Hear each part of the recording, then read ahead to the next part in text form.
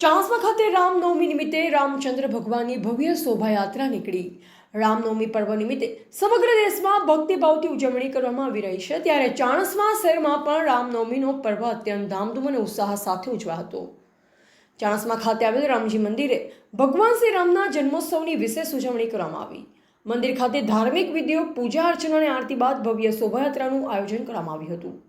રામનવમી નિમિત્તે ચાણસ્મા ખાતે રામચંદ્ર ભગવાનની શોભાયાત્રા નીકળી. સાંજના 3 વાગે રામજી મંદિર ખાતેથી રામચંદ્ર ભગવાનની શોભાયાત્રાનો પ્રારંભ થયો, જેમાં ચાણસ્મા નગરના વિવિધ વિસ્તારોની ભજન મંડળીઓ શણગારેલ ટ્રેક્ટરની ટોલીમાં બિરાજમાન થઈ શોભાયાત્રામાં જોડાયા હતા.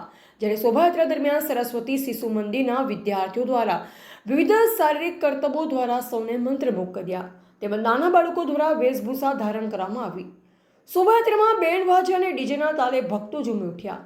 જય શ્રી રામના ગુંજતા નારા સાથે સમગ્ર ચાણસ્મા શહેર ભક્તિમય બની ગયું હતું.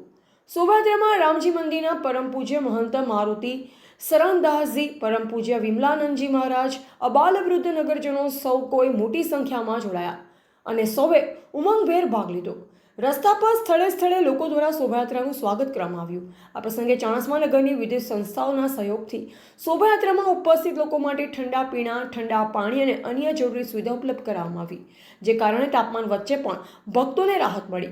જ્યારે PI Nirav Shah, PSI Bharatbhai Chaudhary, traffic police Ashokbhai Chaudhary સહિત પોલીસ ટીમ દ્વારા ચુસ્ત બંદોબસ્ત સાથે સુરક્ષા વ્યવસ્થા ગોઠવવામાં આવી. આ રીતે ચાણસ્મા ખાતે રામનવમી પર્વ ભવ્ય અને યાદગાર રીતે ઉજવાતા શહેરમાં ધાર્મિક અને સાંસ્કૃતિક એકતાનો સુંદર સંદેશ પ્રસરી ગયો હતો. ધ ગુજરાત લાઈવ ન્યૂઝ સાથે રિપોર્ટર વસંતભાઈ પંચાલ, પાટણ.